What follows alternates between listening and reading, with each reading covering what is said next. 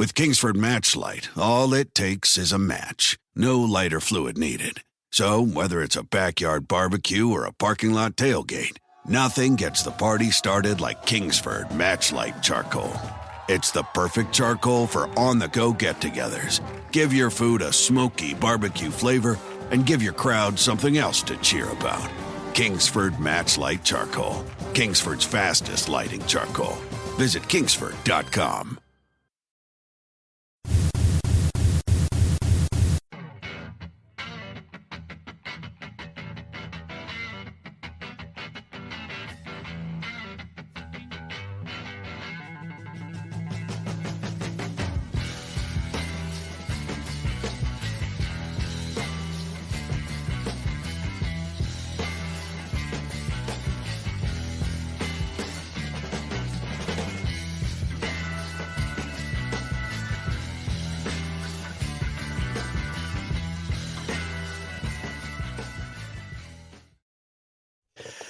Long time no see, everyone. Holy shit, it's been a while. It's been a week and a couple days actually.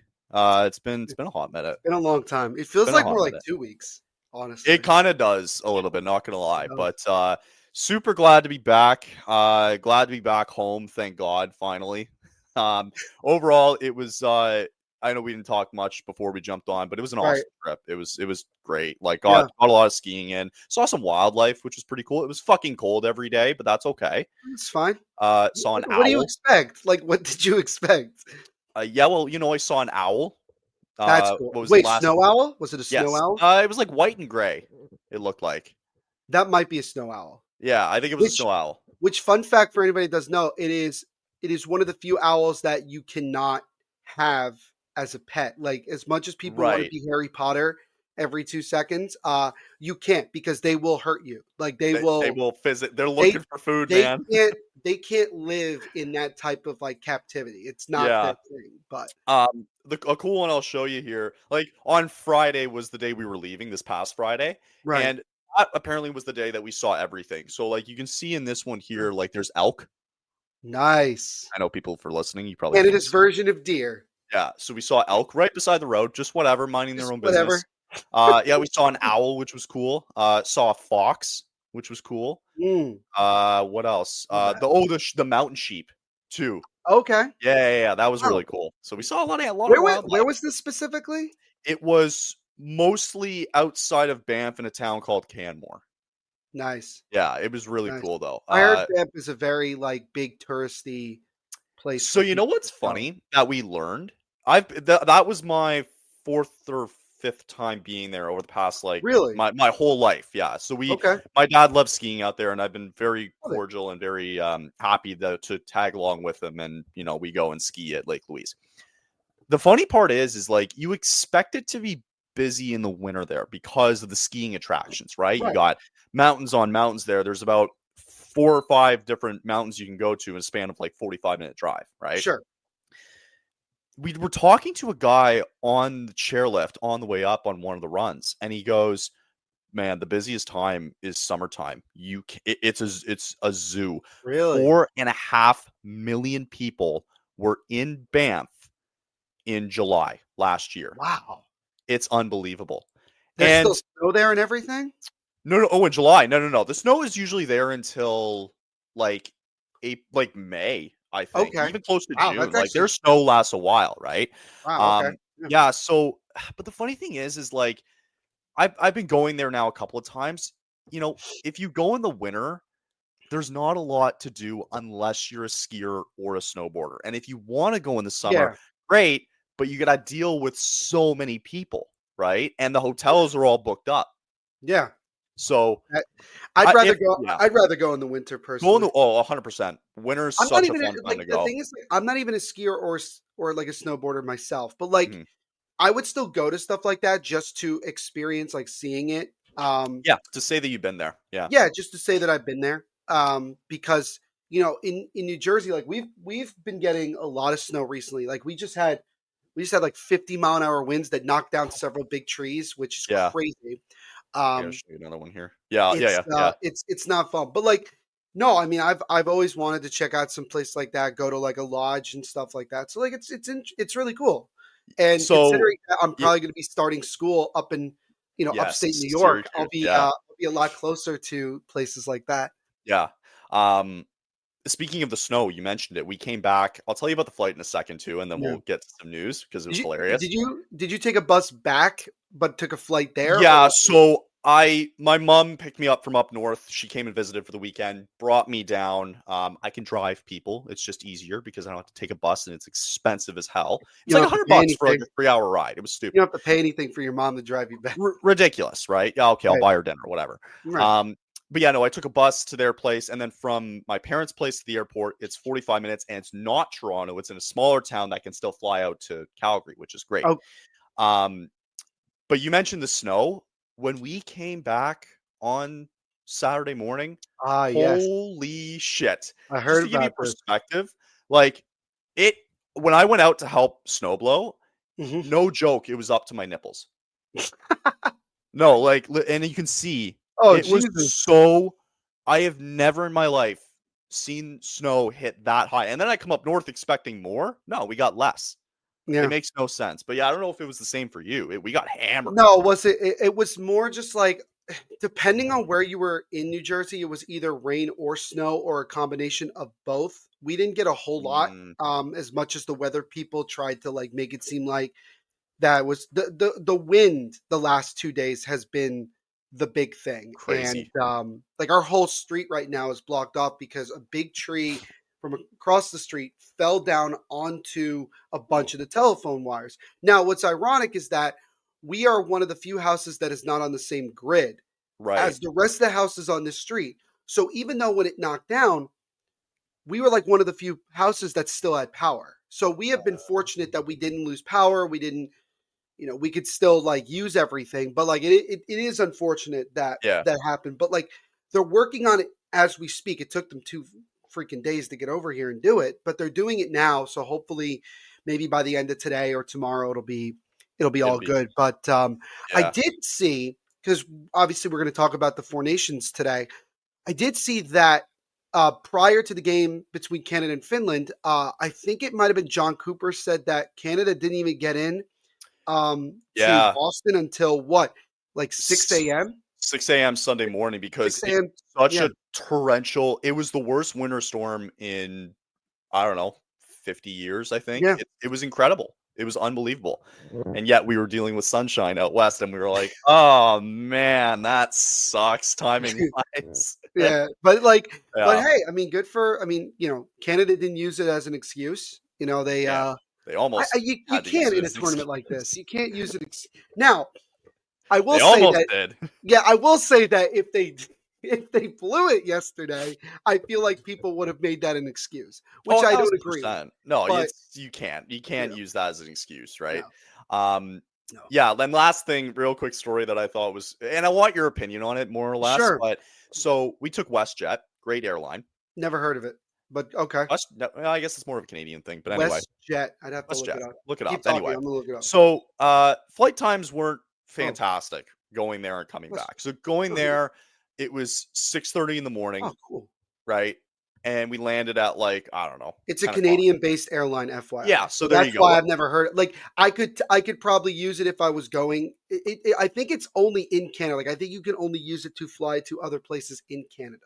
Yeah, unless you take it from like New York to like Toronto or I don't know if it into Canada or whatever, right? Anyway, Yeah. um, overall, we've never had a problem really with WestJet. WestJet's for most, everybody's got their own opinion, but just in our personal experience, it's been Mhm, fine, right? No problem.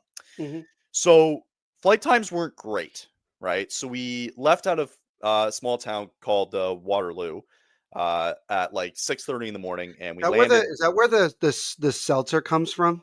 That same brand? Because it's Yes, called Waterloo. Is that where it's from? yeah, it's Kitchener Oh, Waterloo. That's what it's called. that's Yeah, cool. No, yeah. fun fact. Anyway, Also, I love Kitchener Waterloo, Rangers FYI. and Kitchener Rangers, by the way, for the OHL. So yeah, flight times weren't great. 6:30 in the morning, you land there. It's 2 hours behind, right? So we landed there at like 10 in the morning, but it was Okay, okay. yep. Yeah, the full day, whatever, right? Mhm. Coming back, our flight was at 7:30 at night in Calgary. Okay. Okay. by the time we would have landed in Kitchener, right? You change back the clock to Eastern time, which is us right now. It would have been 1 a.m., right? And we still have a 45-minute drive home, right? Not ideal, not terrible though, right? It could be a lot worse. So we get on the plane, okay? Everything's normal. We get on the plane, no problem, okay? I get sat next to Cowboy Joe.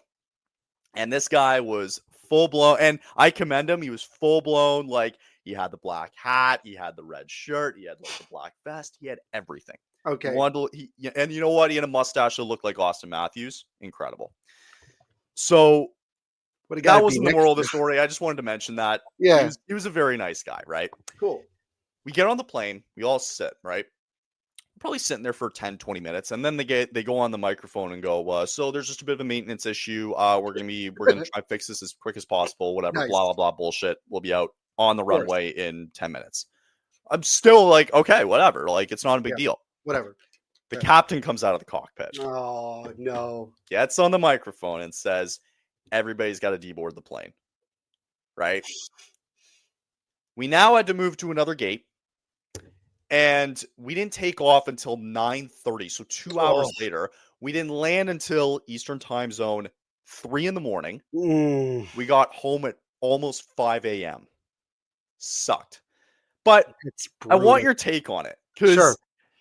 Yeah. None of us are experts here on planes. Okay. Yeah. But doesn't it make common sense to make sure that the plane is ready to go before you bring people on? So this has always been a very controversial topic because of just how things are operated. And it really, I have learned over time, Kyle, that it really does depend on said airline. Like I thought for the longest time it was like a typical airplane. No. This is, however, the airline wants to run things is how they'll run them.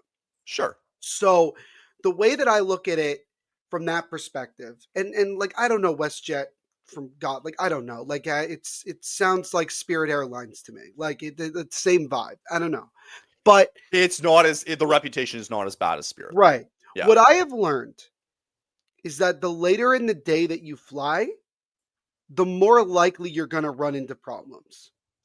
That's why a lot more people tend to try to get like the first or second flight out of the day, because the planes are usually a lot more taken care of in the morning. Sure.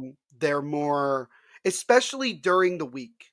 Again, these are things that I've learned from experience on my own end. Okay. But it's really like, what's really frustrating is that there's always something that is usually minor that ends up causing the biggest problem. Now, they don't tell you what exactly the problem was. They just tell you to get off the plane, which is really annoying. But yeah, like, it is the responsibility of the airline to make sure that its employees are very well educated in like how to prepare for each flight. Sure. And all it takes is one person. All it takes is one person to screw everything up. I've learned this. So, fortunately enough for me, right, I'm flying to Nashville on Thursday, and I'm taking a 12:45 flight. So, like, I have a semi decent chance of like having things go perfectly fine. Sure. And it's not a long flight either from New Jersey. I think it's like less than 2 hours. It's a nothing flight, probably. It's a nothing flight, and we're only 1 hour. It's a 1 hour time difference. Yeah, I believe. I think they're in the mid tier. I don't remember the name of it, but I have had experience in the past with airlines. Like when I was with my ex-girlfriend, we were flying from Orlando because we were at Disney.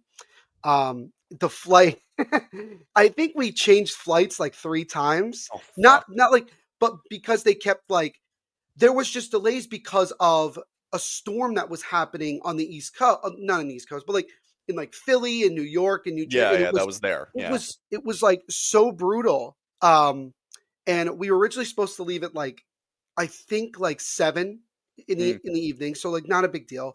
Then it got to 9, then it got to 11. Then we finally are on the plane. It's moving towards the runway. And then all of a sudden, 5 minutes go by, and the pilot tells us, "Oh, we got to turn around and restock up on fuel." And I'm just like, "How fuel? do you?" How do you get to the run? That's horrifying, though. What? Well, that's the thing. It's not the first time that I've been on a plane where like fuel was low.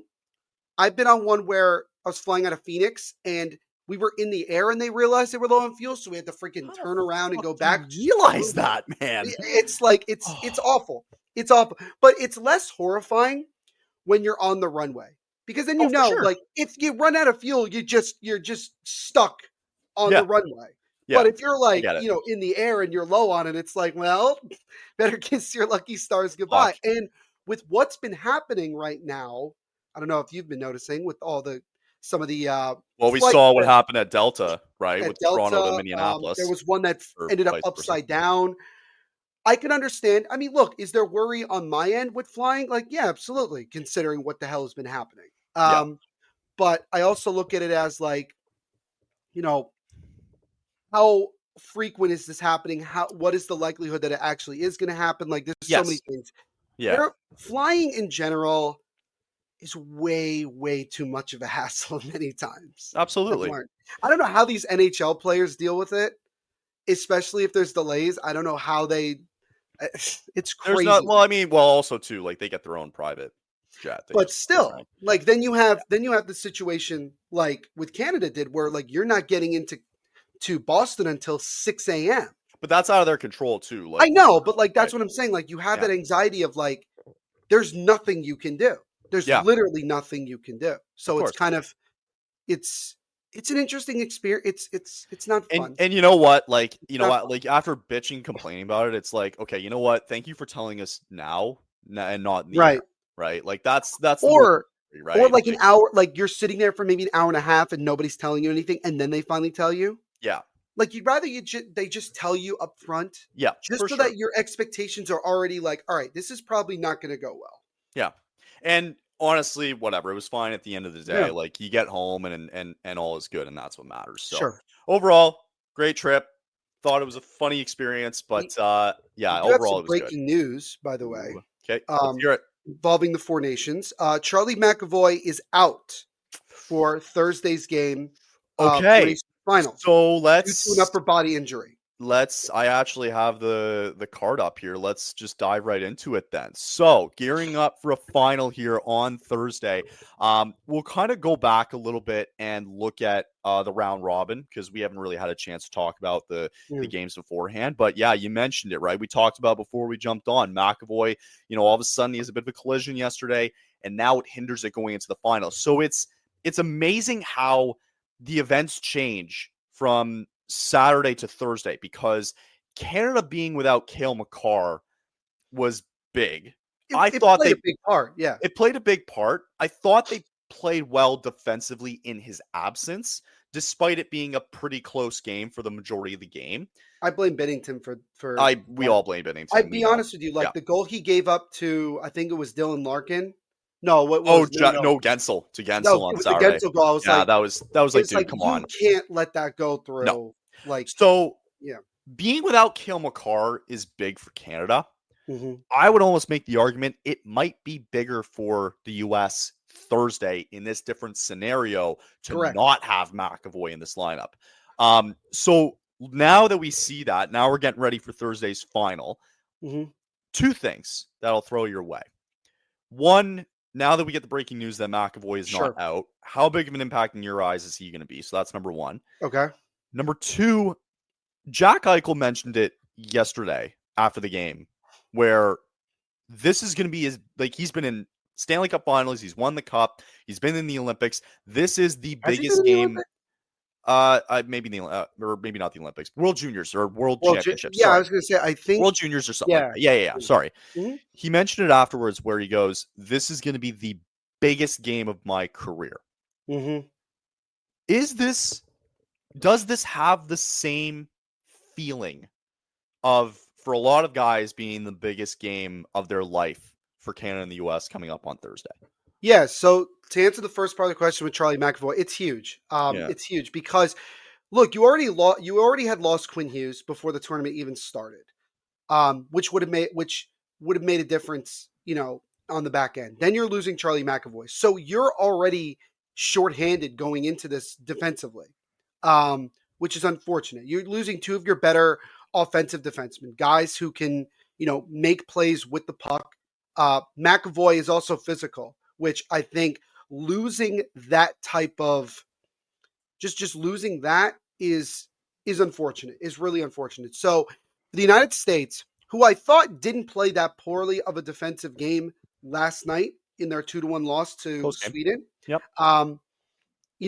It's going to provide a challenge. And it's going to put pressure on them like it put pressure on Canada when Cale Makar wasn't playing, because now the series has shifted to American soil. Yes. And you're getting a pissed off Canada team, a team that is not happy with the way that they played and how that game finished against the United States a couple days ago. Mm-hmm. Now they have the ultimate opportunity to get the perfect revenge. You beat the United States and you steal the entire tournament away from them on American soil. I mean, this is great.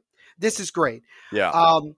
Losing Charlie McAvoy sucks, especially considering that this was his opportunity to play for his country on his own home ice. I was thinking yesterday, Brad Marchand had a couple of good chances to score. I said that place the roof would have blown off if Brad Marchand had scored. That's so. And by the way, that game on Saturday was the greatest game I've witnessed since probably 2010 of the final. It was great. 2010 Olympic final. That's how long it's been. Yeah, I want to go deeper into the significance of that game if we have time. Do it. Because I talked about it earlier, but I'll get to that in a minute. The second part of your question, which now I've forgotten. With Eichel saying after the game yesterday, where he was, right. Yeah. How big of an impact is this going to be for these guys on Thursday? It's impactful for the guys that have never played at the international level before. Right. For guys who, the World Juniors, it's not that. I'm going to be honest with you. The World Juniors is not the World Juniors. The World Championships is not that big of a tournament. No, okay? Not the World Championships. For a lot of players, it's just an opportunity to keep playing. If you're not in the playoffs, which is great because I think that works out for a lot of guys.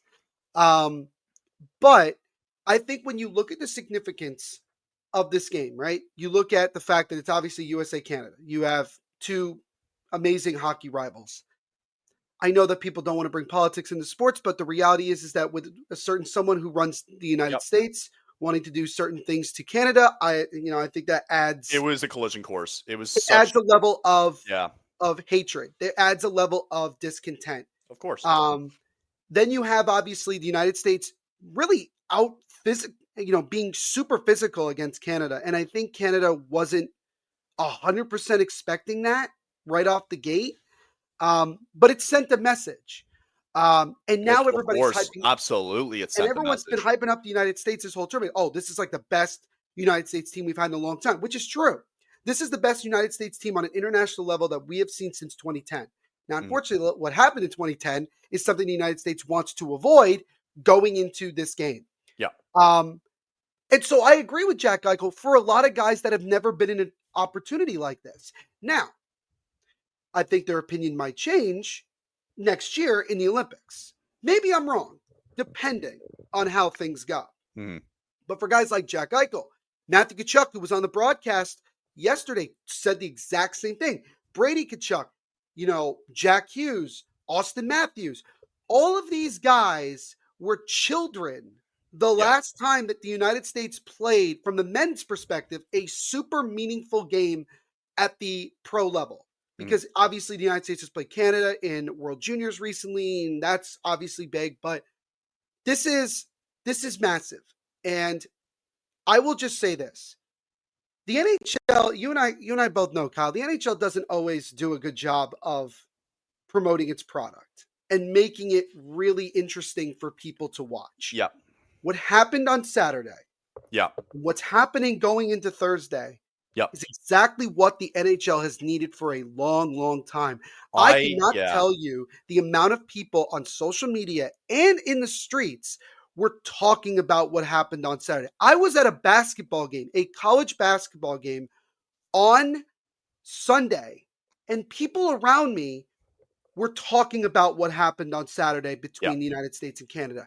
I mean, my goodness, J.J. Watt in the NFL NFL reporters, NBA reporters. That game alone was better than the entirety of NBA All-Star Weekend. You could make that argument. 1,000%. And look, right? PK Subban was on ESPN's First Take this morning talking about because they had to talk about it because the NBA was such a dud. Of course, because right now this game is the biggest sporting event that we've had since the Super Bowl, unfortunately. I think I don't think it's an understatement to say what happened on Saturday, I think changed the landscape of the 4 major sports. It created a whole new generation of I think exactly. Right I think that was such a cultural shift. Massively. They have now what essentially the NHL has done off of this little tournament, which nobody was really expecting. Like, I don't know how, like, credit to the players. All the credit goes to the players, man. They were phenomenal, right? And for it to be like that, and as you mentioned it politically too, like, as tough as it is, like, I just think it's bad timing, right? Because of the whole shit show that's been going on. For it to kind of emasculate into that, and for the fisticuffs come out in 9 seconds, right? It was awesome. It was unbelievable, right? Even the refs, these guys, and it showed, like, these guys, as much as Gary Bettman said it too, like, we're about the regular season, the playoffs, and the Stanley Cup. Fuck that. That's out the window now. Well, now people are going to want to watch the playoffs. Now you're going to get a lot more people who are going to watch the playoffs. But also, too, like, hockey in general. That's the type of play you want to see every night, right? Exactly. Right. When Toronto plays Montreal, when Pittsburgh plays Philadelphia, you want the fuck yous. We don't want your fucking team to win, right? That's the shit we need to see, right? So with what happened on Saturday, listen, everything about it was great, right? Two things I didn't love, though. I'm going to say this, right? And this, I might get heat for this, but I don't care. I think it needs to be said. Yes, drop it. In terms of the game itself, right? Sure. In the game, right? On the US side of things, if I'm a fan, I don't know if I necessarily love the fact that, Tkachuk and then Miller all go at it, right?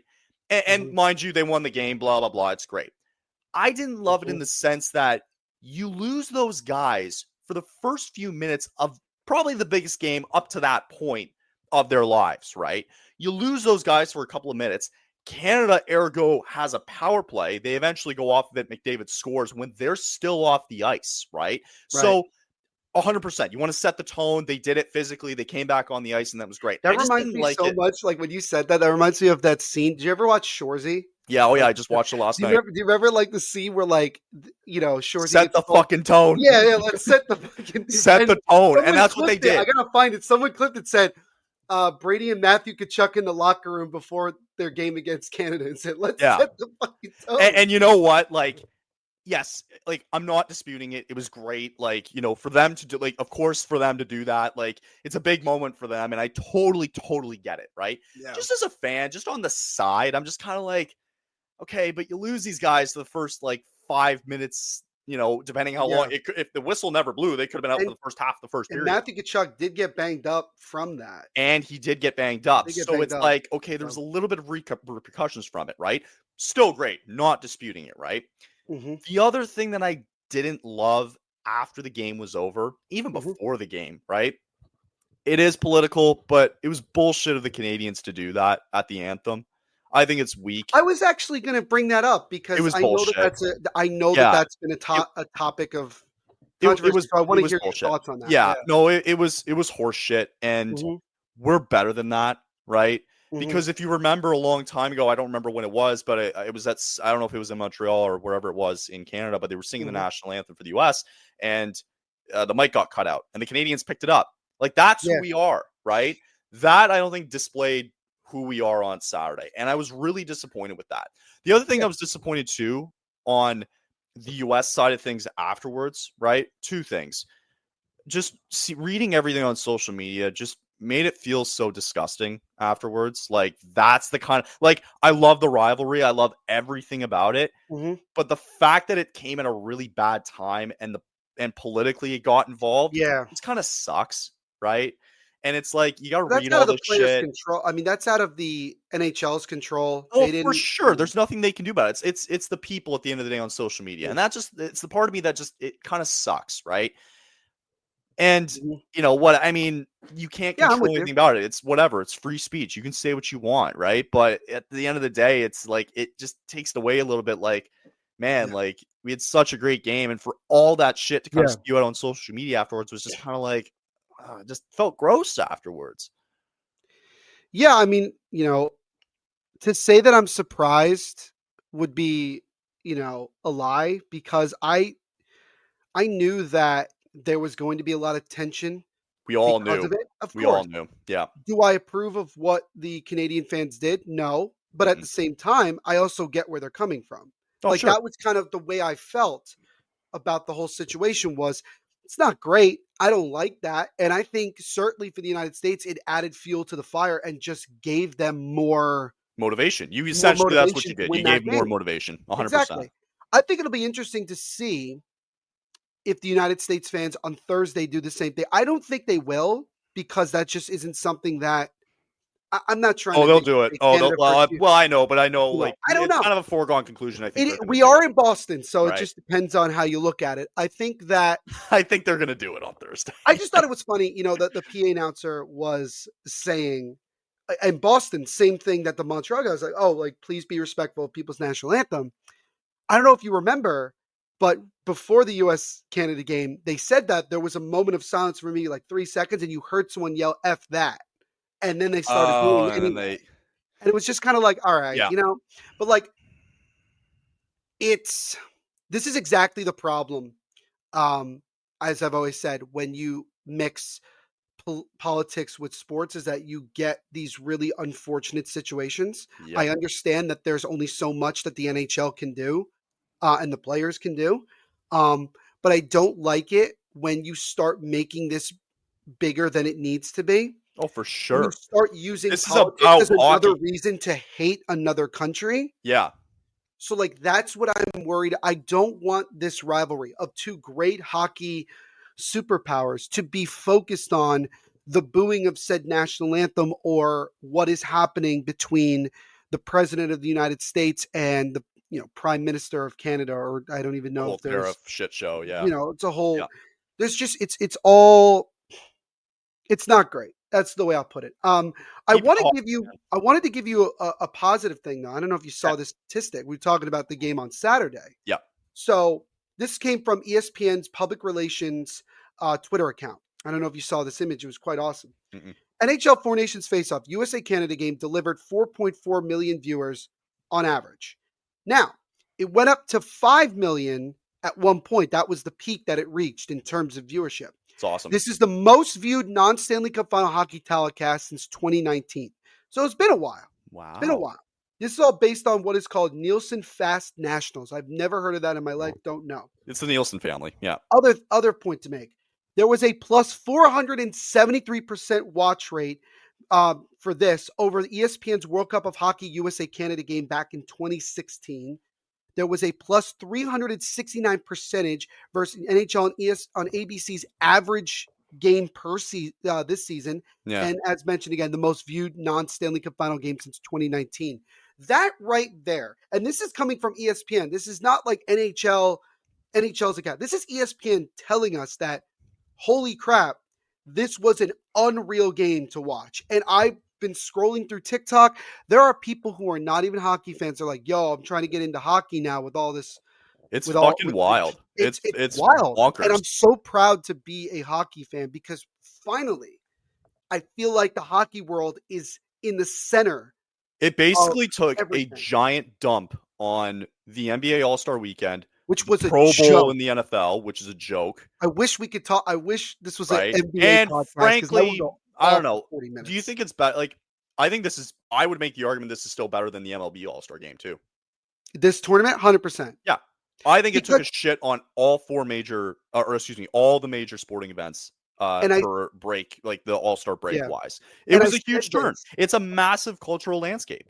For sure. And I said this yesterday on my Devil's State of Mind podcast episode, that I really hope the NHL does not bring back the All-Star game because people don't want it.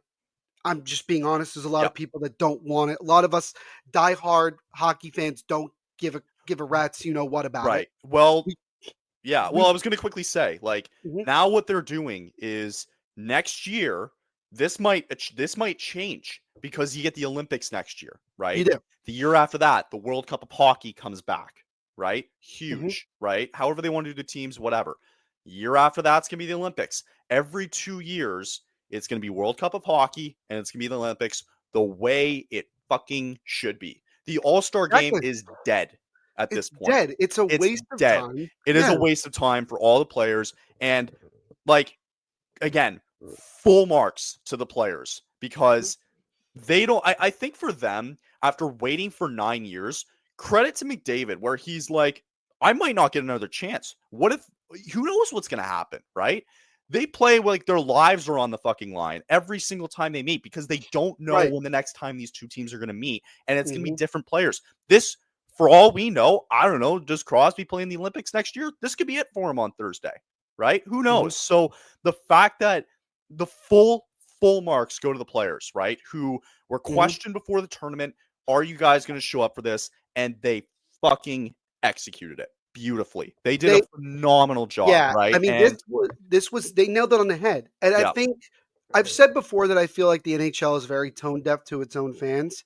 It felt like for once, Gary Bettman and co. listened to what we were talking, to what we wanted. Now, also don't forget, they wanted to do this. They weren't sure how it was going to go. And because of the players, they're now making them more money because you just alluded to it where they said now the most watched game US-Canada on Saturday had 5 million viewers. Had 5 million. And that's money in their pocket. And they go, well, if that's going to make us more money, we're going to keep doing it. Yeah. Which they should have been doing. Exactly. And I think now the NHL, it's a wake-up call for them. Like, oh, wow. Because I guarantee you, from the time it was announced that the World Cup of Hockey was coming back, to the time that it was first thought of was about a week. Right. I give it a week. They saw what happened. They saw the hype around this and the excitement around it right away, and they were like, "I think we should do this more often." Like, really? No shit. Now, I don't like the fact that Team North America or Team Europe is not coming back. I still would. And you know what? I got that North American jersey, and I'm fucking cherishing that. Damn, it's awesome. I gotta find one. You gotta go get one. Somebody told me like, "Oh, go get." Awesome. You need to. It's more, and it's more special too because it's Johnny Gaudreau North America jersey. That is awesome. So I'm really happy that I have that. I still don't have any USA hockey gear, which I feel like I should. I'm not gonna get this jersey because, to be honest with you, I don't think it's as good as other people might say it is. It's okay. It suits. I kind of like it. I'd prefer the World Juniors jerseys every day and twice on Saturday, but that's me. So if anybody can recommend where I can find a cheap jersey, that would be lovely. That would help me tremendously. So, Thursday, let's look ahead. Thursday is the final massive game. Currently, after the McAvoy injury, I wouldn't be surprised if Canada is now the favorite, right? So we talked about Saturday. Should we ask our friends from DraftKings? Let's go ask our friends from DraftKings. Absolutely. There we go. I'll let you look it up, but I'll look give it up. Context here. Cale Makar back in the lineup for Canada. Fairly healthy team going into this game. And especially after the game yesterday, right, where you had Tkachuk get injured. Both Tkachuks rightly are injured. You had McAvoy go down, a little bit more banged up. And it feels like it's an opportunity, you said it, for Canada to go in Thursday and take the bull by the horns, right? Yeah. But from the United States perspective, I'll just say really quickly, Kyle, is this. Sure. This is an opportunity for them to finally have the entire world say, you know what? U.S. hockey is here. Because they've always been close. They've always gotten so close, and then they get to Canada or even Sweden, which they still don't have success against Sweden, and they falter. I think, look, I said from the beginning of the tournament as a hot take that I thought the U.S. was going to finish in third because I still don't. I have the U.S. winning the tournament. I have them winning. And that's great. I mean, that's great. I just don't want them to go into this game thinking that we can play the exact same way we played against them the first time. No, because Canada will be ready for it this time. They will not be shut down to 1 goal in this game. They won't. They won't. I can't see it happening. It wasn't like McDavid was shut down. It's just that Connor Hellebuyck had himself a hell of a game. Hellebuyck had a great game. I thought defensively they just didn't give Canada room to breathe on Saturday either, which the U.S. did a phenomenal job of doing it. Now you lose Charlie McAvoy to that back end. Now things get a bit more interesting.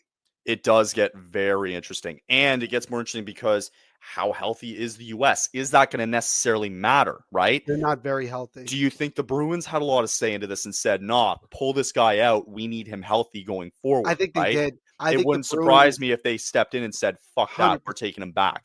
So I think it's a big opportunity for Canada, right?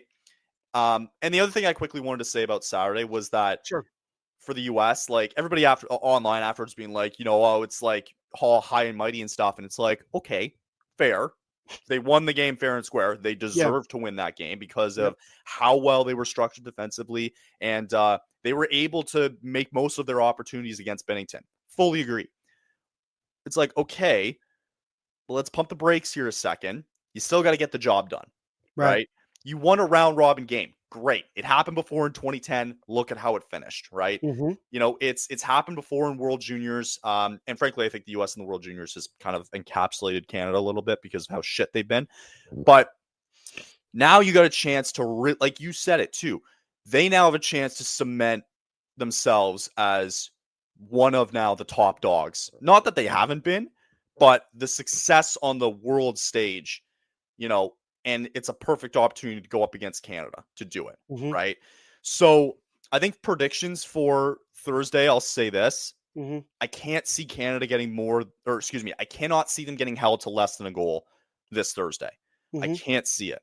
Yeah. I think these injuries for the U.S. are going to hinder the team. I think it's still going to be a really close game. I think it's going to be very, very close. My worry for the U.S.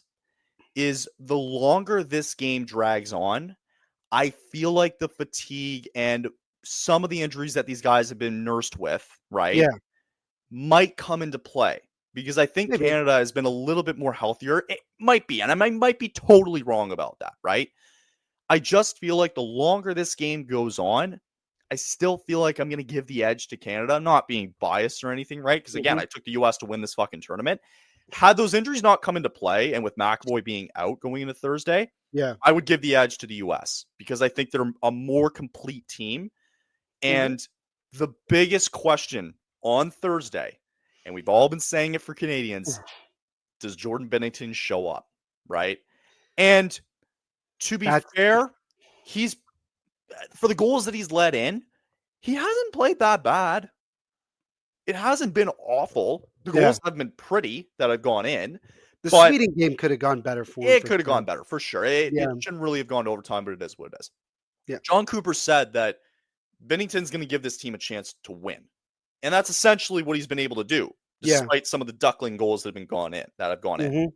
So the big thing, and I'll pass this over to, is this.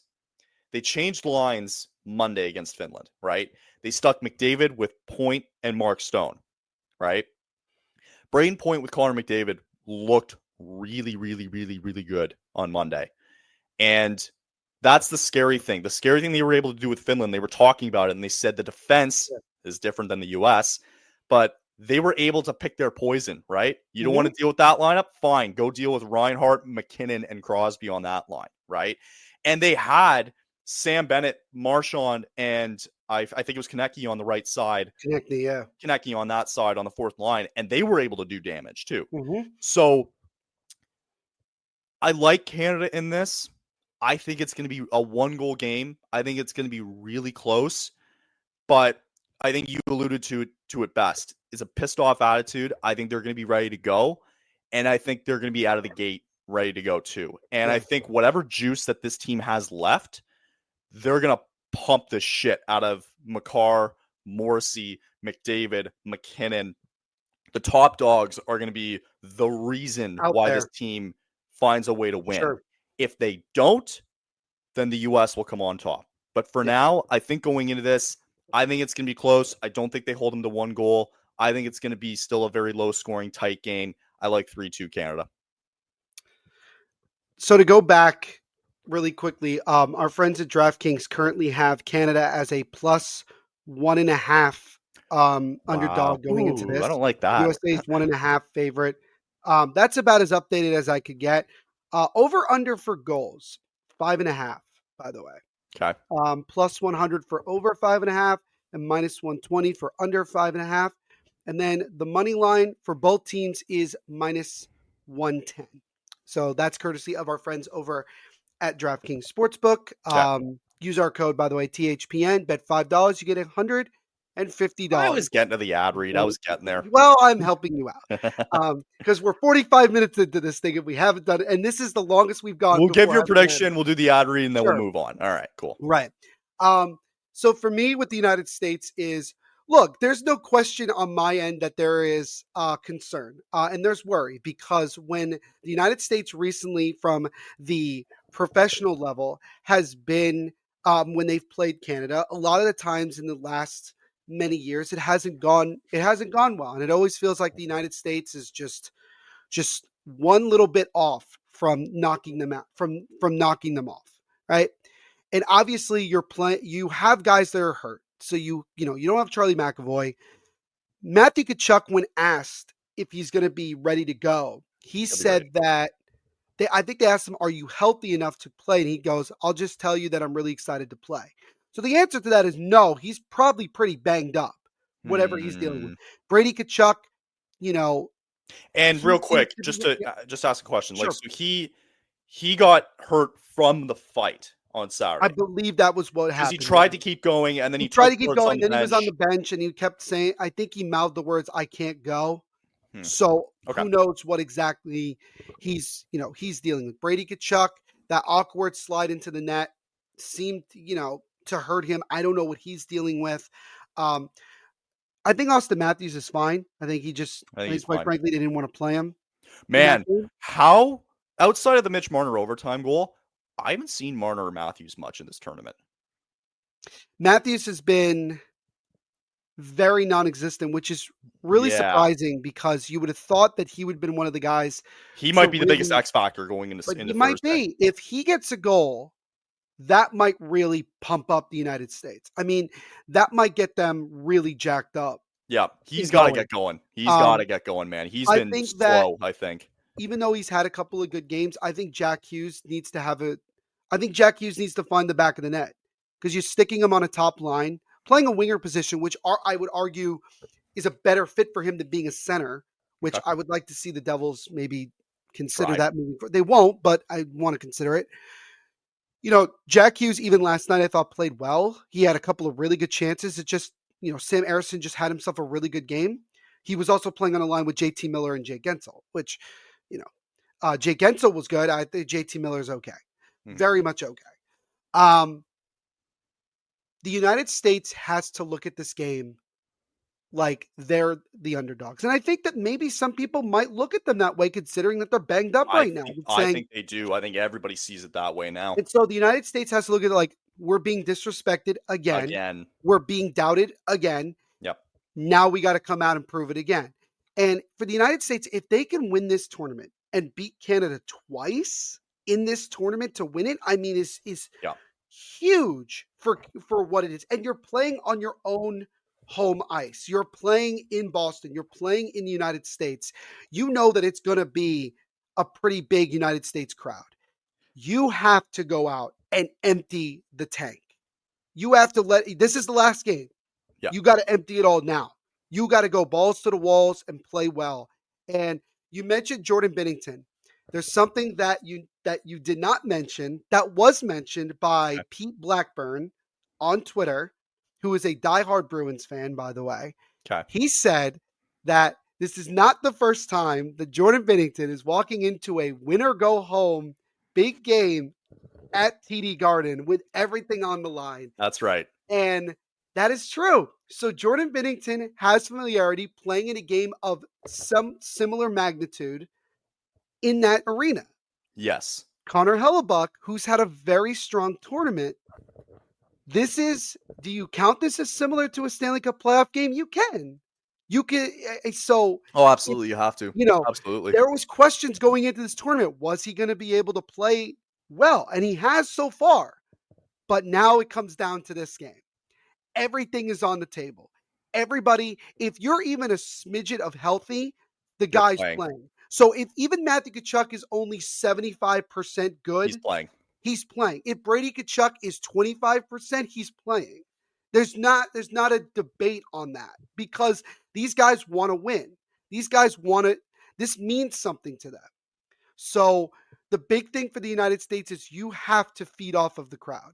You have to feed off of everything. And you have to, as Shorzy put it, set the fucking tone. And it doesn't have to be drop the gloves 5 seconds into this game, which I don't think physical, man. You have to out physical this team. Get the first goal. Put that pressure and put doubt in the Canadians that this isn't going to, you're not going to, it's not a cakewalk and it's not going to come easy. I think it'll be a close game.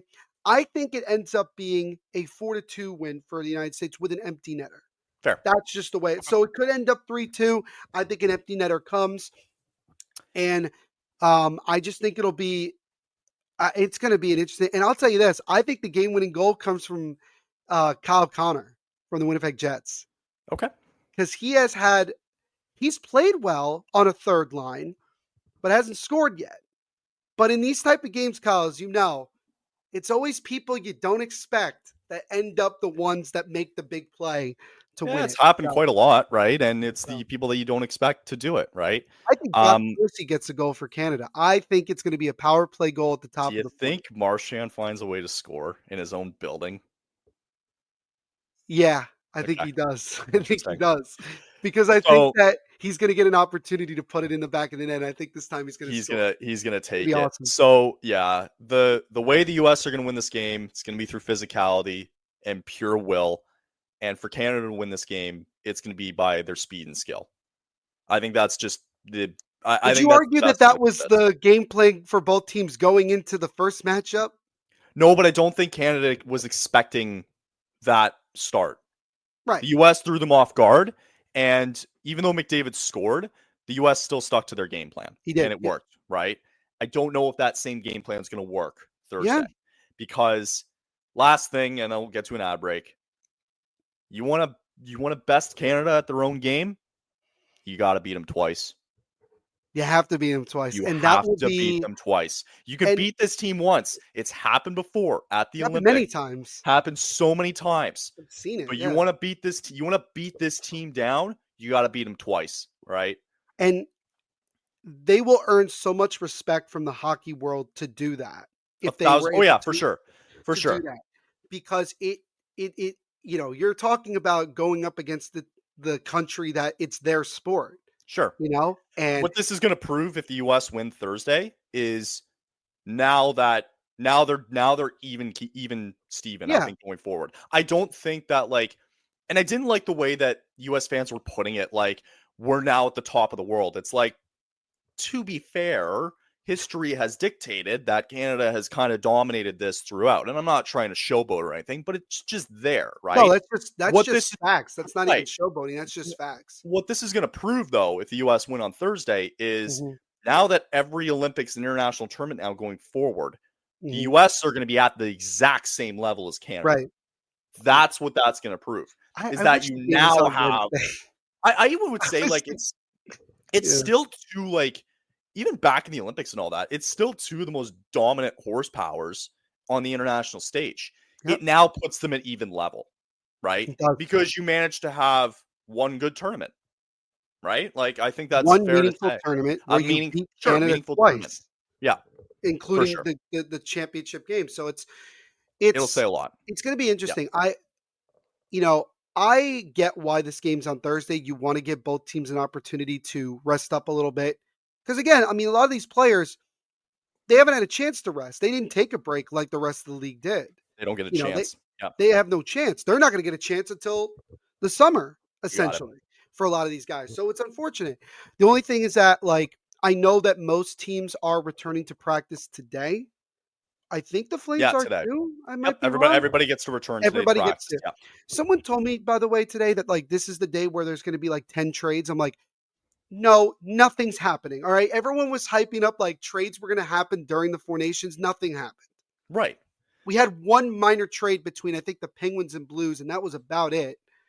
Because these teams' general managers are wusses. They don't want to do anything. They don't. But all right, we have to, if we're going to talk NHL news, I think we got to talk about all this rumor about Mikko Rantanen might get traded at the deadline. We'll get into all that. I think what we're going to do first is I think we have to talk about the Flames after the break because this is a Flames show. We haven't talked about it yet. We didn't talk about Mackenzie. We knew though this coming in though it was going to be Four Nations to start. So, okay, let's get to this and then we'll move on to Flames news and then all the other fun news as well too.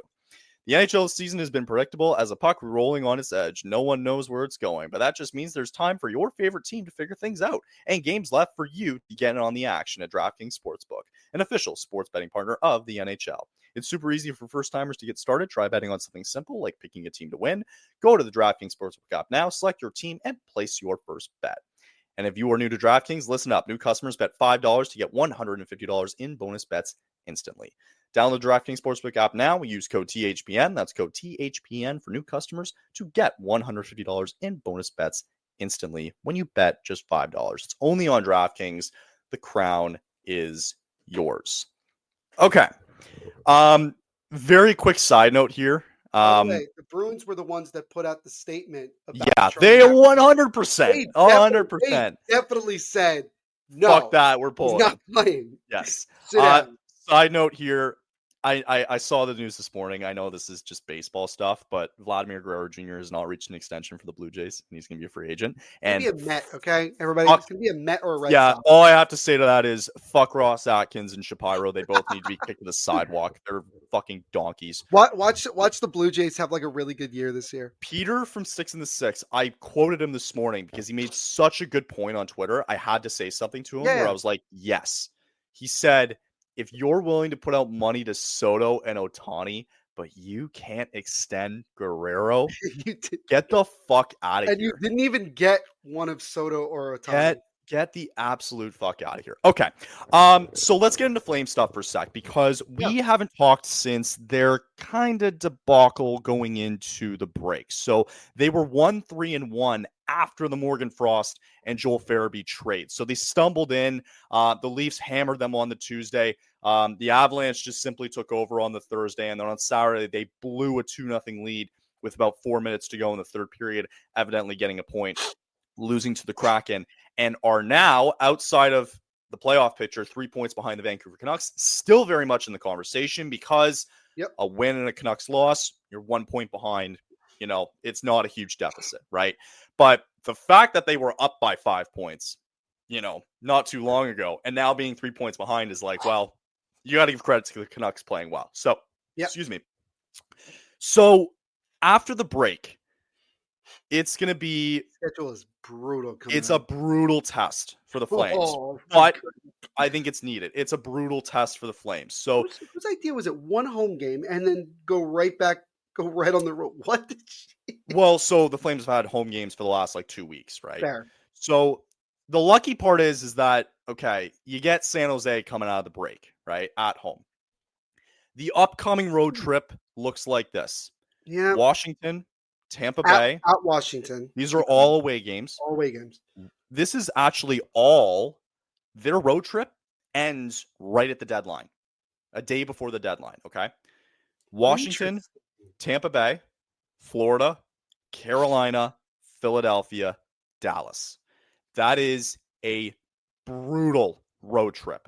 What a weird way. It's a weird way to go. I know. Flying wise, I'm like, what a weird trajectory. It's like you're gonna go to Washington and Philly. It's like knock it off in one stage, man. Don't make them go knock to it Washington. Off. Go play the Islanders. Go play the Devils. Go play the Rangers in that same stupid. They go here, they go down here, they go back up here, and then they go across. Yeah, it's like you go to Washington, down to Tampa, stay in Florida, Carolina, Philly. Yeah. So flip the Carolina Philly game, and then you're just constantly going down. Whatever. So we're about to find out in these next 2 weeks what this team's direction is. Yeah. We're gonna find out very quickly. It's gonna awesome. Good year. Even if they miss the playoffs, that's okay, right? Even if they end up missing it, it's okay. Mm-hmm. But we're about to find out the direction of this team. And it's funny because there's nothing that Craig Conroy can do about it. It's going to be the players on the ice that have to be the ones to make a difference, right? Yeah. It's not a pretty road trip, but it's doable. I think it's doable in the sense of this. I think they have to handle their business against San Jose, number one. Okay? That game worries me. I know, it worries everybody. That game worries me because it's the first game back from the break. It's the most, let's call it, winnable game of this stretch. Right? But your guys are healthy, though. Your guys are fully healthy. But that's Same thing with San Jose. That's the thing, though. Like, everything is set up for the Flames. Like, this is a game you should get. Yeah. And then I'm worried you're going to drop the freaking ball on it and lose like 4-2 and play like crap. It's so true. So, assuming that they handle their business against San Jose, I kind of like their chances in Washington. Okay. And I kind of like their chances in Tampa Bay. Washington has struggled a little bit going into the break. Right. They lost to Utah in Washington. So it's like, okay, I'll give them a ballpark's chance here. I like them in Washington, and I like them in Tampa Bay. Outside of that, they never do well in Carolina, and they never do well in Florida, like in Fort Lauderdale, right? Mm-hmm. At Philly is not impossible because you're bringing back Morgan Frost and Joel Farabee to their barn, right? Yeah. And the Flyers have played like shit, right? Unless you get a Sam Erson's masterclass. And then at Dallas isn't pretty either, right? So here's what I say. Just on the road trip alone, okay? If they can walk out of there, it's 6 games, right? Oh, we're doing this again? I am. I don't care. How many points do you think they're going to get out of No, I think 6 games, if they can walk away with 3 wins, that's a massive success. Yeah. That's a huge success for this team. If they can go away 500 from this, 500 is the goal. 500 or better is the goal. I'll quickly tell you some of the games after the deadline, okay? Mm-hmm. Right after the deadline, they get Montreal, and then they get Vancouver. At home in the Saddledome. Both games, okay? Canadiens, Canucks. The Avalanche actually also come back to Calgary, and then they go to Toronto. So just and then they get the Metropolitan trip. Yay! They get the Rangers, Devils, and Islanders. Devils a day after my birthday. There you go. So I think we'll have to. I think we're gonna do that one. Yeah, we're gonna do that one. We'll definitely do that. Yeah, a little post birthday stream because I haven't done one in a while. So Neil, on a scale of 1 to 10, how important are these next 6-7 games right before the deadline for the Flames in terms of their season and long term? I'd say 11 out of 10. And the reason that I say that is because this stretch is going to basically determine to me whether the Flames are making the playoffs or not. But again, you mentioned it, that even if the Flames don't make the playoffs, this has actually already been a successful season considering the transition from, the old core to now you have a lot of the guys that want to be here long term set. You've made I don't know if Craig Conroy is going to make a move at the deadline now, considering that he made that really good move to get Frost and Farabee, which is great because you didn't have to give up a lot and you did it way before the deadline, which means that it wasn't a panic move by any way, shape, or form. Yeah. And I don't know if Craig Conroy wants to rock this roster right now. I don't think he wants to. I think, and I mentioned it before we left, that I think he just needs to add a little bit of help on defense. That's it. And then let the players go and figure it out. And just let them go and just tell them. And I think what would be really important for them is for them to have like a meeting on the day of the deadline after it's done, after all the moves, and just tell the team like, look, this is the team that we have. We trust you guys. We trust you guys. We believe in you guys. Just go out and play your game. And you know what? you know, they need an upset win in this road trip, I think. And so I look at games like you mentioned, Washington, I think would be an upset win. I think winning in Florida, meaning Sunrise, I think would be that. Carolina as well. I think it might be doable. I just want to say with Carolina, they have been struggling of late. So, they're hanging on to that second spot in the Metro by a thread. You're probably rooting for us in that one. Oh, yeah, 100%. To win in regulation, I hope. Yeah, regulation. Yeah. And, at Philly, I think you should win that game, honestly. Dallas, I argue to say that I think the Flames could sneak out a win in Dallas. We've done it before. We've done it before. Right? It's not like it wouldn't be the first time. So, I agree with you. If they can be 500 or better, that's a win. 1,000%. That's a win in my book, and that will tell me, okay, this team's going to compete to the very end. Now, if they're not going to go down. Sorry, go ahead. If they go under 500, is the sky falling? Not necessarily, because there might be teams like Vancouver in front of them that could also come out of the gates struggling. Yes. And lose a bunch, and then maybe they're, 2 points back. And for context, too, the meeting they do have with Vancouver after the deadline is their last meeting between the two teams. There you go.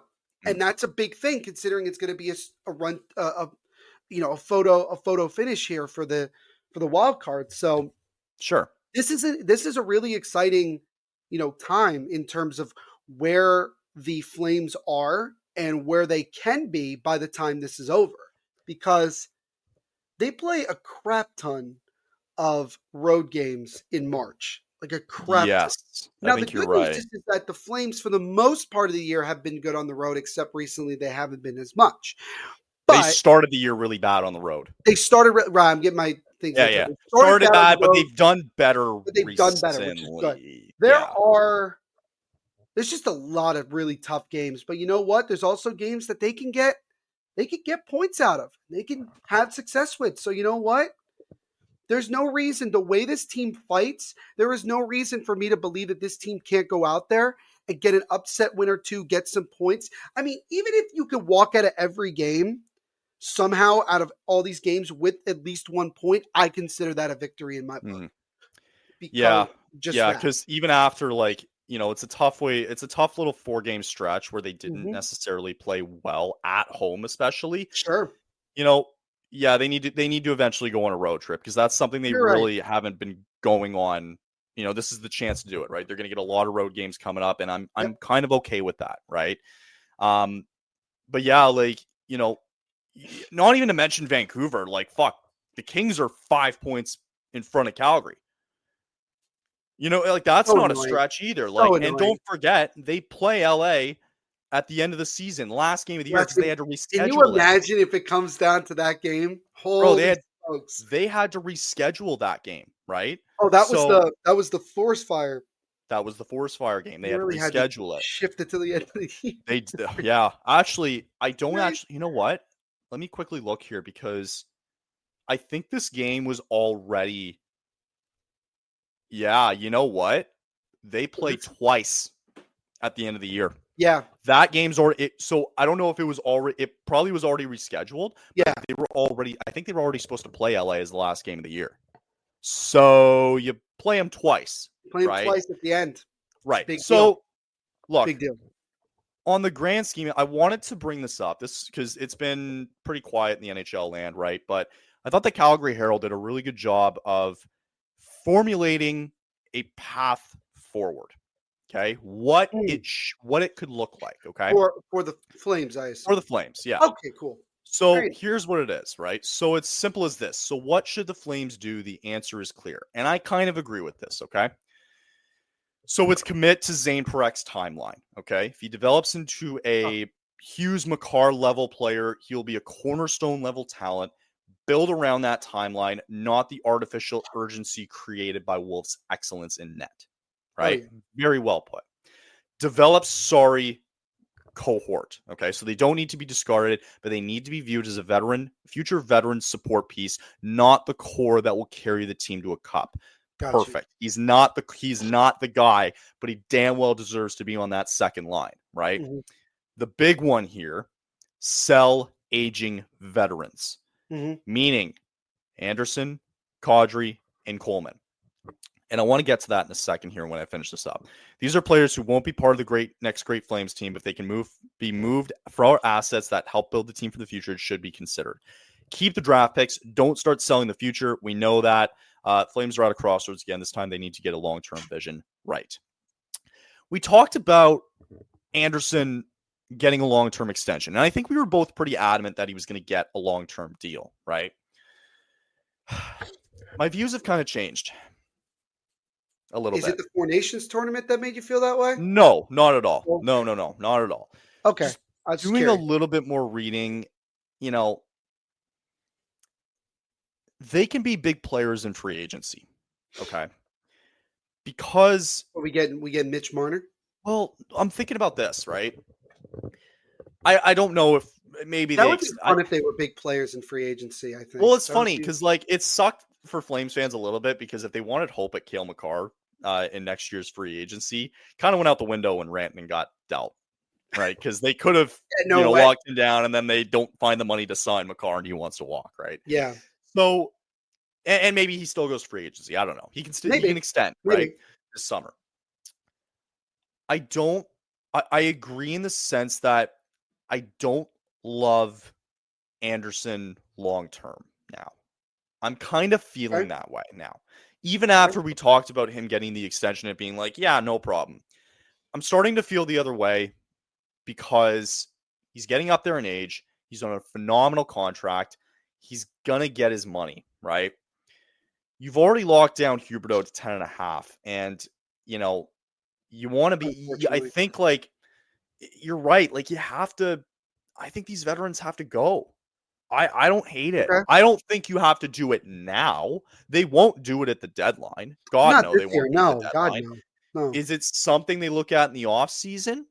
Maybe. Potentially. I don't think they do it this off season. I don't think they do it because they can. Because Anderson's not. Is he a free agent or is he has a chance to extend? I can look it up for me and see. I'm curious because I think he's only able to extend going into the break. Yeah. Going into the offseason this year, right? Kadri, I think, I don't know. I think you can get a lot for him, right? But again, he's alluded to the fact that he wants to be here. I don't hate the fact that he's on. I think the one player I probably wouldn't sell would be Kadri. I think he's a guy I want to foresee through, right? Because for the most part, he's been great filling in as the 1C type role, right? Yeah. And I think he could fit in nicely as a 2C, which he should be, right? I think you got to move Blake Coleman low key. I got to be honest with you. You absolutely have to move Blake Coleman because the money's that was not an off-season move because of his cap, I think. So that's the way I look at it personally. Even if even if the Flames have to eat, even if the Flames have to eat $2 million of it. Yeah. Right. And I think for Coleman, he's on it for the next year, I think. Yeah, I think he has 1 year after this. I can look that up too. I would still eat $2 million from it. Right. You wanted Rasmus Anderson's contract. He has 1 year left after the season. Okay, that's what I thought. $4.55 million, and then he's a UFA. Yeah, so they won't move the needle until next year. They will not do it. No, right? No. If the Flames, because he wants a payday, right? Exactly. And we haven't heard anything about Rasmus Anderson since a month ago when Pierre LeBrun was mentioning that the Flames wanted to extend him. But I'm okay with it. But here's the thing: the only thing I have against it is that are you trading these guys to acquire more picks, or are you trading these guys to also try to maybe get a player or two that can help you moving forward? Does it say that in the article, or does it say just move these guys? Oh, sorry. Yeah, I should probably finish reading that. These are players who won't be part of the next Great Flames team. If they can be moved for assets, that's all it says, that help build for the future. It should that screams just draft capital to me, honestly. I don't like the draft capital. I don't want it. If you're giving me a young player that can develop, okay, I can go. Here's a good example of a trade that Calgary did that I think worked out. trading Tyler Toffoli to the Devils for Yegor Sharangovich, because what you got essentially was a younger player, a younger winger that you can get on a team-friendly deal that also can continue to develop, who already had experience, several years in the league, and you could develop him. Right. Now, Sharangovich still needs more consistency, which doesn't shock me, unfortunately. So or getting even Kevin Ball. Devils. Even getting Kevin Ball from. Let me bring this up because I think this is important, and I think it could be in. At your job, do you ever have to deal with a nose roller? How about a snub pulley? Well, if you're installing a new conveyor belt system, dealing with the different components can sound like you're speaking a foreign language. Luckily, you've got a team ready to help. Grainger's technical product specialists are fluent in maintenance, repair, and operations. So whenever you want to talk shop, just reach out. Call, click Grainger.com, or just stop by. Grainger, for the ones who get it done. The ballpark eventually. Yes. If they decide that Anderson's going to go, if they want to deal him, okay, it's been a great relation. We said it. It's been a great relationship between the Flames and Devils. It's been great. It's worked for both sides, right? Yep. Would you, as the Devils fan that you are, look at exploring a trade for Anderson and in return, Simon Nemec? For Rasmus Anderson? Well, just whatever. I don't know what the package looks like. Would I look for a trade would I look for a trade involving Simon Nemec? Well, you know what I mean. Like if that were presented, right? Yeah. Is that something you would explore further? See, that's the thing. I probably personally I wouldn't, because again, Tom Fitzgerald is a big guy that likes to acquire guys that already have term. Now, yes, Anderson does have 1 year left on his deal, but depending on when the trade happens, first of all, I don't see them making that deal, either side making that deal at this deadline. No, not at the deadline. I'm thinking off season. It doesn't make any sense. Yeah. It does in the off season. Not at the deadline. Even in the off season, if the Flames are calling, you're still looking at a guy that you get 1 year. And look, you already know how that went down with Tyler Toffoli. You had him for a year. You tried very hard to extend him. It didn't work out, and then you ended up dealing him at the deadline. Yeah. And do you want to do that? The Devils, understandably so, rank Simon Nemec as probably their first or second top prospect right now. Sure. And it's unfortunate that the year has gone the way it's gone for him. And, obviously, what he said to that European media a couple weeks ago, obviously was not the best thing you want to hear. I think that the Devils would only be interested in Rasmus Anderson if they really, really needed a more defensive defenseman right now. The thing that you have to keep in mind from the Devils is that Jonas Siegenthaler is probably going to be out long-term with an injury. Right. He got hurt in the game against Pittsburgh a couple weeks ago, and that's unfortunate. So that's why Simon Nemec is up with the big club right now and playing, because they need it. I just don't see a world with that almost $5 million cap hit. I think the Devils would prefer to use that money for something else. So, I wrote an article just today talking about Jared McCann from Seattle may become available before the deadline. That's a top 6 winger that can score. The Devils would probably prefer to go get someone like him at that cap hit, because you get 2-3. If you get him at this deadline, you essentially get 3 years of him on your roster under that cap of $5.5 million. Yeah. And that is more of a position of need than maybe the back end. Now, Seamus Casey, on the other hand, might be a different story. Fair. Didn't think about that one. Casey's a guy that I think is not as talented long-term as Simon Nemec, even though he's very good. Yeah. But the Devils are in a really interesting spot where it's time, I think, now to stop worrying so much. Like, what are we doing type thing, right? And start worrying about how can you maximize the core you have set now, and how can you benefit them? So would I explore it? I'd explore it in the offseason. I wouldn't explore it. No, it was not directed to be at the deadline. Yeah. It was more or less off-season. And you do have that maybe going into next year's deadline. You do have that good relationship. So the Devils, I'm sure, could work out a deal where if they wanted to get him, they could get him for probably, I don't know, 25% retained maybe if they felt like, I'm sure that a deal could be worked out. I'm sure that could. way. Conroy and Fitzgerald have had a I well feel together. like the way that, and we'll move on after this. I feel the way that history is dictated with Conroy so far is he wants guys that just need to play. Either need to play or just need a different scenery. We saw it in the Frost and Farabee trade. We saw it, we're going to see it from the Lindholm trade soon because you gave Kuzmenko a chance to play, but you're also going to give Hunter Brustevich a chance to play as well, too. He's getting great minutes in the AHL right now, and that's exciting to see. Mm-hmm.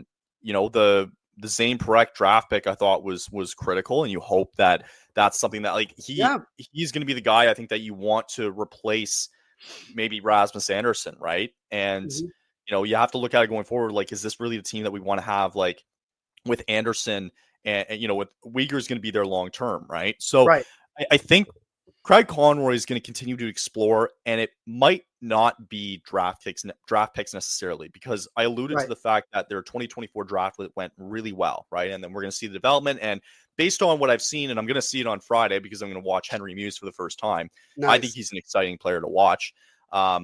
Jacob Battaglia has done really well in the OHL, and there's a lot of great prospects on this team that have done sensational so far for this team.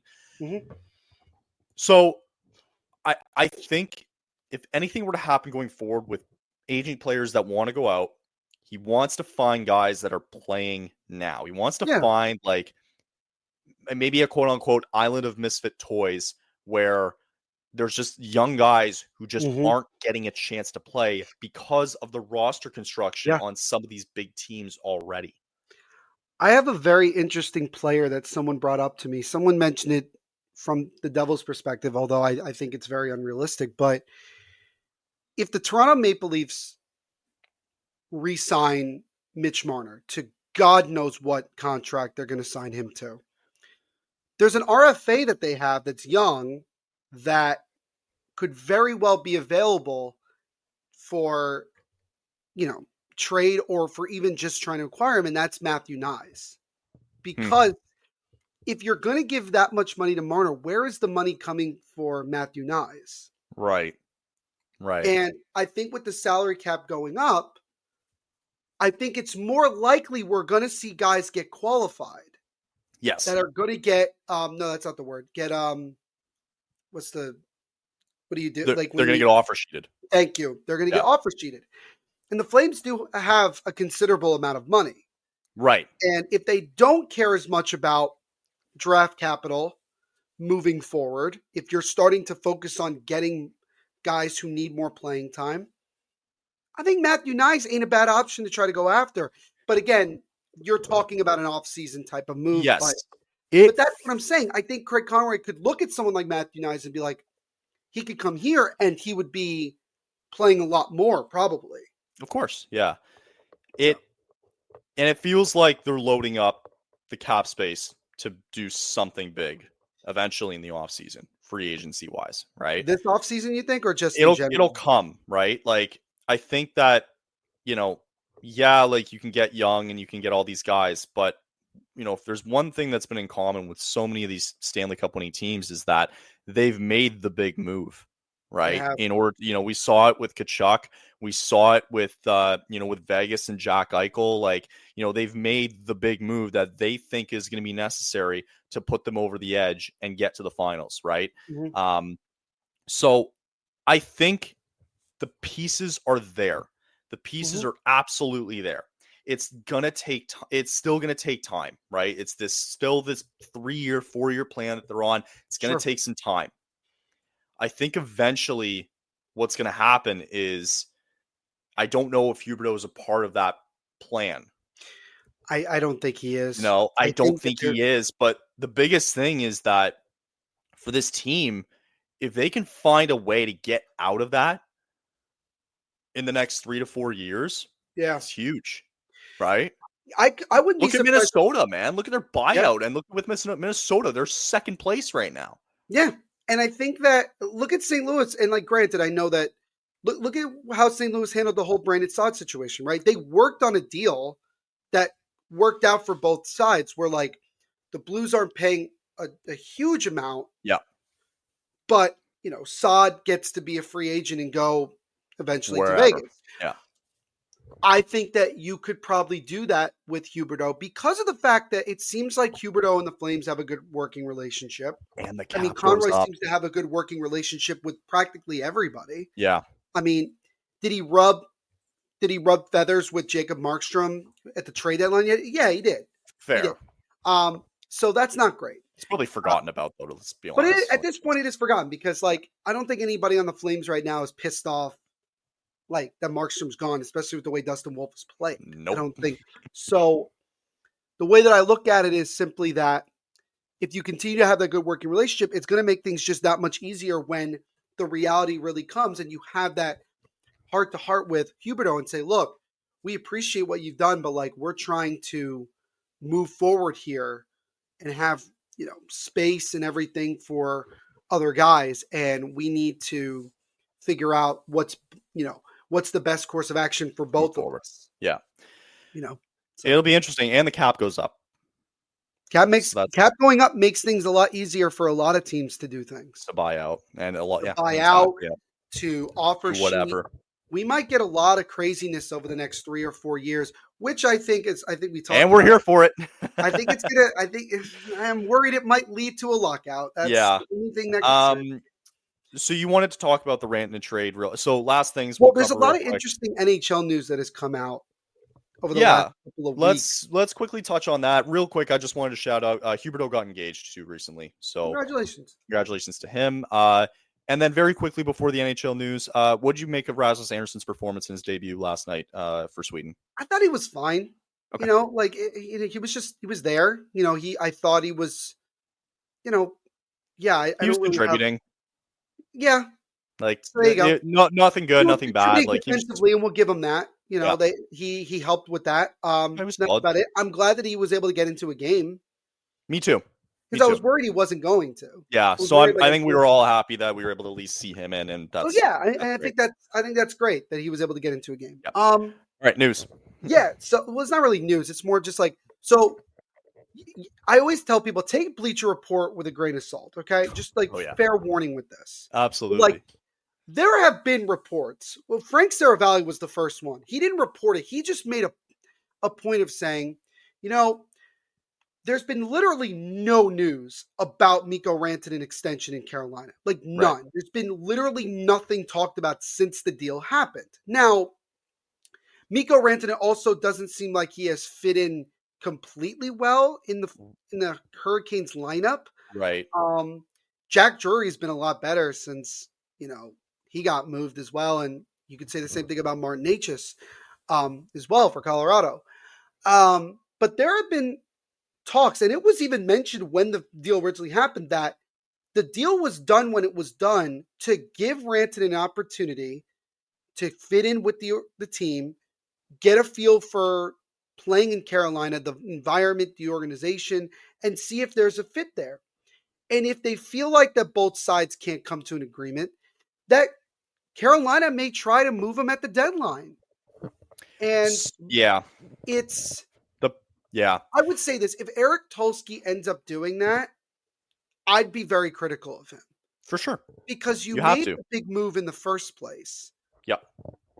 With the idea that you were probably going to re-sign him. And you can't go 0 for 2 in acquiring a big name player at the deadline and then coming out of it not keeping him long term. You did that with Jake Gensel and you didn't even come close.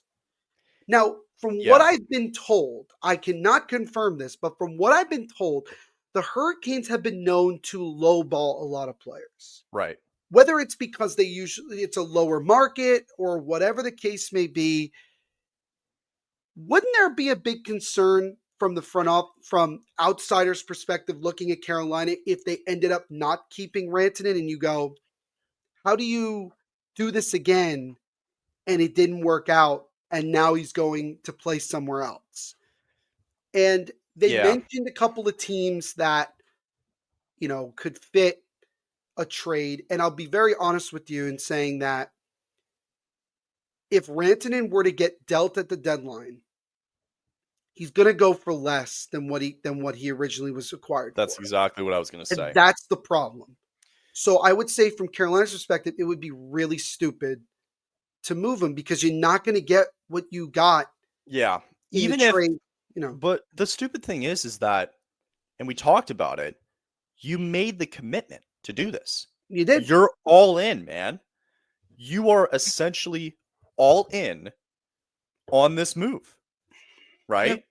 And extension or not, I think that, like, okay, if you're worried about an extension now, boys, we haven't even sniffed the playoffs yet.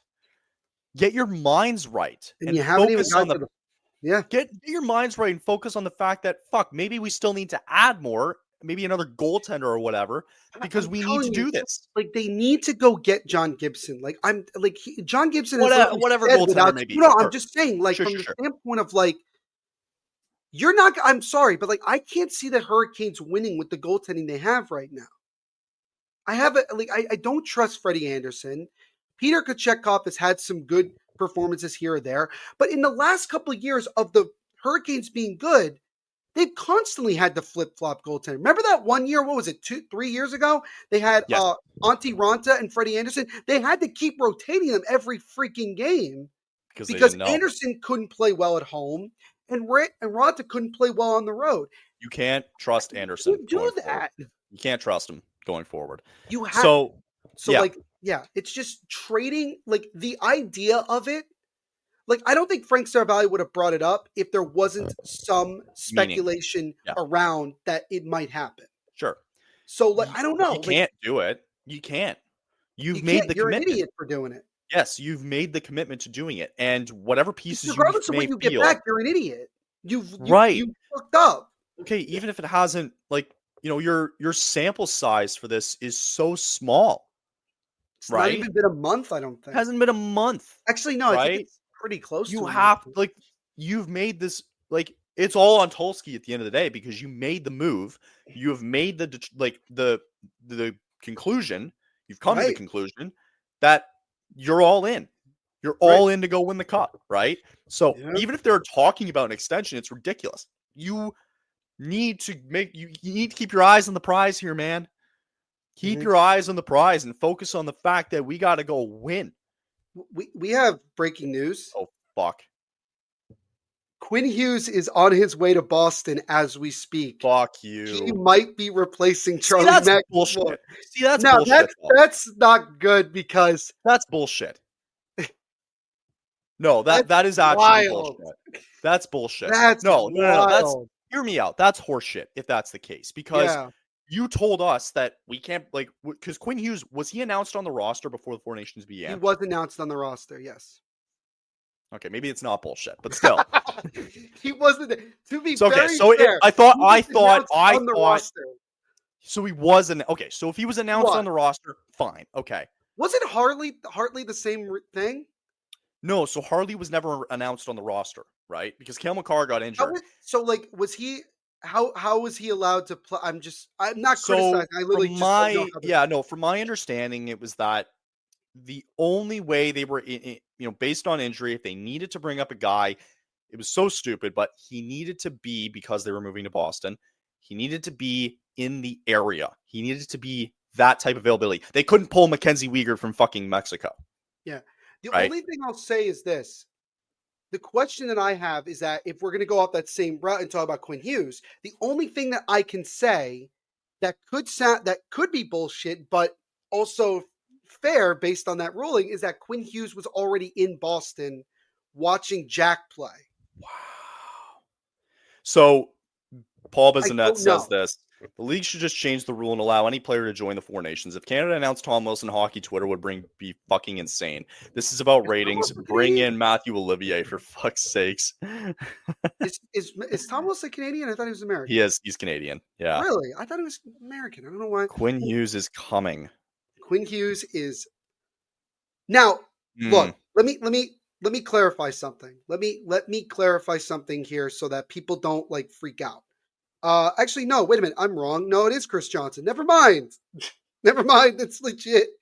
Never mind. Holy, what the hell? He is coming to replace Charlie McAvoy. Yes. So Quinn Hughes is on his way. The Tkachuk brothers are playing. Oh, of course. and Austin Matthews is clear to play. So this is insane. And that's great. Here's why it's great.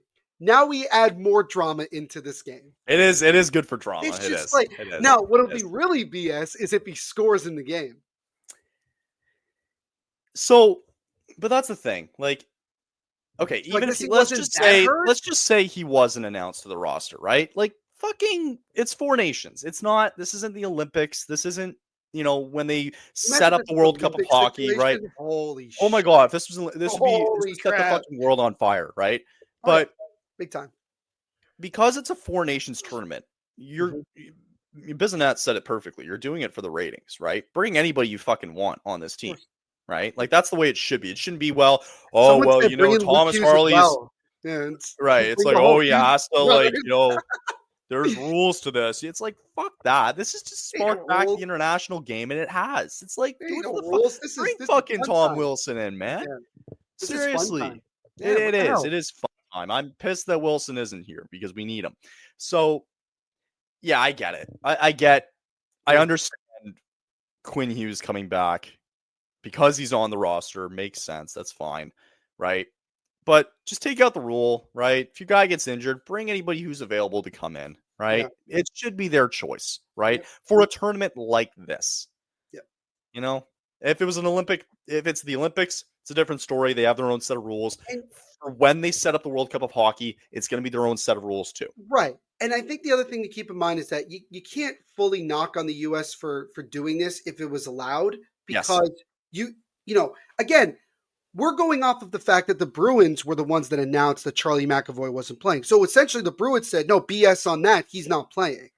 Yeah. So that meant that unless you make a move like you're making with Quinn Hughes, you are essentially shorthanded going on the back end going into the final game. Yes. And I guess maybe the Canucks were like, okay, it's just one game. It's not going to kill us unless he gets hurt. And that also probably tells me that the injury that he sustained, whatever it was, because it was in warm-ups, if you remember. It was in warm-ups, like that's right. Yeah. That it probably wasn't too severe. That sitting out for 2 weeks, like, I don't know. Or maybe it's just that Quinn Hughes was like, I don't care. I'm 50% healthy. Put me on the field. Let's go. I'm not trying to win. I'm not trying to lose this effing game. It makes him interesting. Makes it very interesting now, doesn't it? Because you wonder how he's going to, you're only getting a day of practice. You're getting literally a day of practice, and it's like, all right, go play. Pretty much. Who are you playing with? And it's guys that he's never played with before. That matters, man. I don't know. Because now they expect him to be the quarterback. We don't for this long. Because if it was our usual hour, I know, we would not have been able to talk. We would never have seen this. I know. No, but this is insane. This is insane that this is happening. They're expecting now, if they get on the power play, he's going to have to be quarterbacking that power play.